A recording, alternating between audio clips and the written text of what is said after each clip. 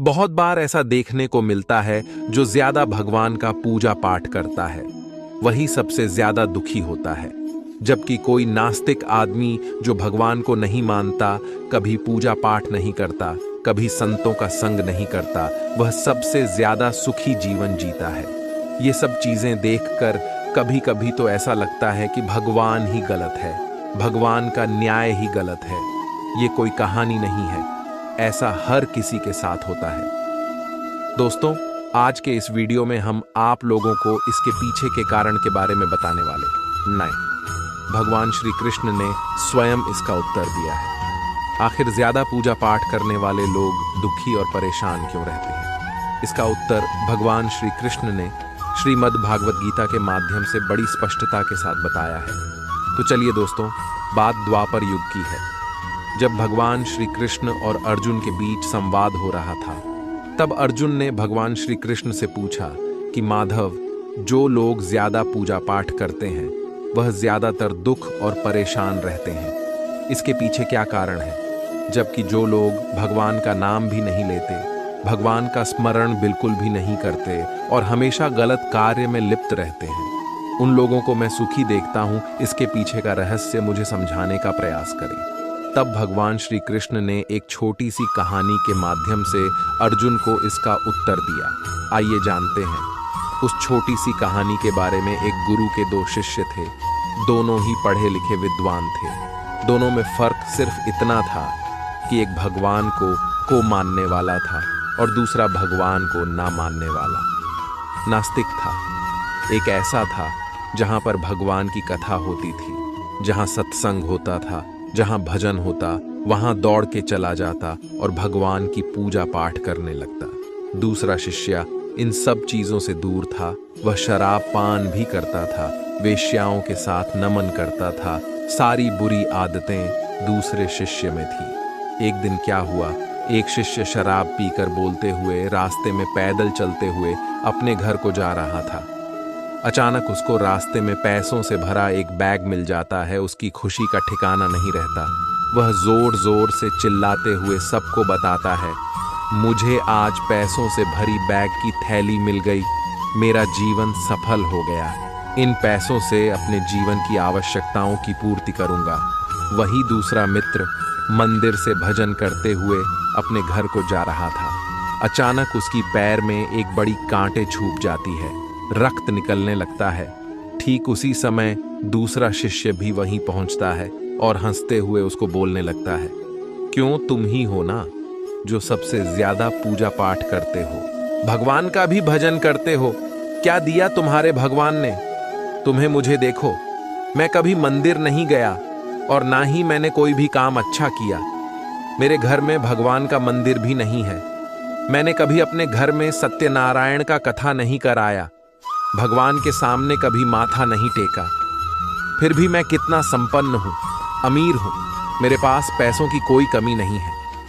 सबसे ज्यादा सुखी जीवन मैं ही जी रहा हूं। अच्छे शिष्य को उसकी बात चुभने लगी। उसने मन ही मन विचार किया, हाँ, यह तो सच बोल रहा है। मैं कितना पूजा करता हूं और वह कुछ नहीं करता, फिर भी कितना सुखी है। इतना सोचते हुए वह अपने गुरु के पास चला जाता है और यही प्रश्न गुरु से करता है। गुरुजी मुस्कुराते हुए बोले, भगवान जो करते हैं अच्छे के लिए ही करते हैं। जिसकी जैसी योग्यता होती है उसको उसी के अनुसार फल देते हैं। अब तुम्हारे प्रश्नों का उत्तर तुम जानते हो। भगवान ने तुम्हारे पैर में ही क्यों चुभाई कांटे और उसको पैसों से भरी हुई बैग क्यों मिली? सुनो, तुमने पिछले जन्म में बहुत पाप किया था, इसलिए तुम्हारी आज मौत होने वाली थी। तुम बच गए क्योंकि तुम मंदिर गए थे, तुमने भगवान की पूजा की थी। यही एक कारण है कि तुम्हारी मौत न होकर सिर्फ एक ही कांट चुभा। अब तुम्हारे मित्र की बात करते हैं। पूर्व जन्म में वह एक संत महापुरुष था, इसलिए उसकी 8 किस्मत बदलने वाली थी। करोड़ों की संपत्ति का मालिक बनने वाला था, मगर इस जन्म में उसने कोई भी अच्छा काम नहीं किया, इसलिए पूर्व जन्म के फल के अनुसार उसको थोड़ पैसे ही मिले, जबकि वह अरबों की संपत्ति का मालिक बनने वाला था। भगवान को दोष देना छोड़ दो, अपने वर्तमान के समय का सदुपयोग करो। भविष्य अपने आप सुधर जाएगा। इस प्रकार उसकी आंखें खुल गईं और वह फिर से अपने पूजा पाठ में लग गया। जब हम प्रार्थना करते हैं तो ईश्वर हमारे कहने से ज्यादा सुनता है। जितना हम पूछते हैं उससे ज्यादा जवाब देता है। जितना हम कल्पना करते हैं से ज्यादा अपने समय में और अपने तरीके से देता है। समय का चक्र बहुत तेज चलता है, इसलिए ना तो बल का अहंकार करें, ना ही अपने धन का। जीवन में वाणी को संयम ही रखना अनिवार्य है, क्योंकि वाणी से दिए हुए घाव कभी भरे जा सकते। जीवन में कभी मौका मिले तो किसी के लिए सारथी बनना स्वार्थी नहीं। जैसे पानी को अगर दूध में मिलाया जाए तो वह दूध की तरह हो जाता है। यदि वही पानी अगर कीचड़ में मिलाया जाए तो कीचड़ बन जाएगा। हमेशा वह काम करें जो सही है, वह ना करें जो आसान है। करीबी और गरीबी का सिखाया हुआ सबक इंसान को अंदर से बदलने पर मजबूर कर देता है। जिस तरीके से बात करते हो उस तरीके से सुनना भी पसंद करो। ईश्वर को अपना सबसे करीबी दोस्त बना लो, क्योंकि परमात्मा ही एक ऐसा है जो तब तक साथ देते हैं जब सारी दुनिया हमारा साथ छोड़ देती है। ऐसे लोगों से दोस्ती बनाए रखिए जो आपको बेहतर बनाने के लिए प्रेरित करता हो, जो आपको अपनी जवाबदारी माने और आपका ख्याल रखें, जो आपको अपना समझे और अपना घर जैसा महसूस कराए, जो आपकी सहायता करे और आपको समझे। अमीरी गरीबी से इसका कोई लेना देना नहीं। रोने वाले महलों में भी रोते हैं और किस्मत में खुशी तो झोपड़ी में भी हंसी गूंजती है। विश्वास में वह शक्ति है जिससे उजड़ी हुई दुनिया में प्रकाश लाया जा सकता है। विश्वास पत्थर को भगवान बना सकता है और विश्वास भगवान के बनाए इंसान को पत्थर दिल बना सकता है। किसी की यादों में घुट घुट कर मरने से अच्छा है कि आप अपनी ताकत को अपने लक्ष्य पर लगाओ और इतने सफल बन जाओ कि एक दिन आपको छोड़ने वाला पछताने लगे।